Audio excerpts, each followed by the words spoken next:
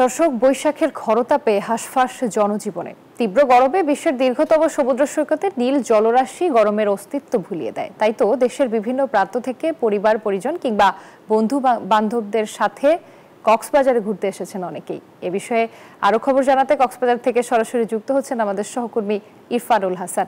ইরফান, গরমে স্বস্তি দিতে সৈকতের শহরে পর্যটকদের ভিড় কেমন দেখছেন? জি, আপনাকে ধন্যবাদ।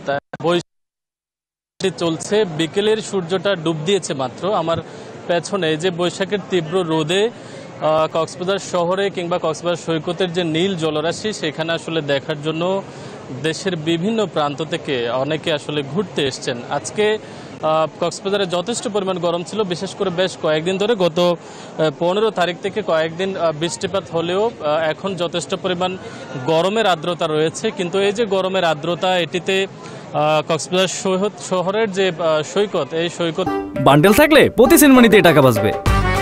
বিকাশ সেনমানি বান্ডেল কিনে জিতুন প্রতি লেনদেনে।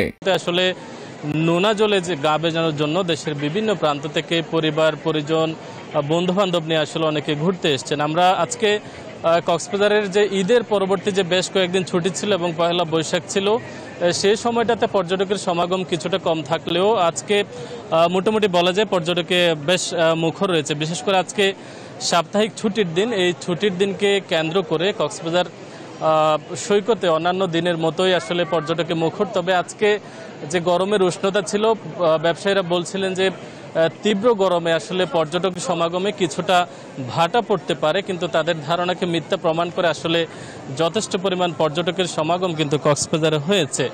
পর্যটকদের যে আগমন, এটিতে আসলে যারা হোটেল মোটেল ব্যবসায়ীরা রয়েছেন তারা বলছেন কক্সবাজারে যে প্রায় 5 শতাধিক হোটেল রয়েছে, এই হোটেলগুলোর প্রায় 50% ইতিমধ্যে পর্যটকে পরিপূর্ণ হয়েছে। তবে আগামীকাল নাগাদ কিছুটা কমে যেতে পারে, বিশেষ করে সাপ্তাহিক যে 2 দিন ছুটির দিন, এই 2 দিন মূলত কক্সবাজারে পর্যটকে মুখর থাকে। তো এই ছিল কক্সবাজার সৈকত থেকে পর্যটনের খবরাখবর।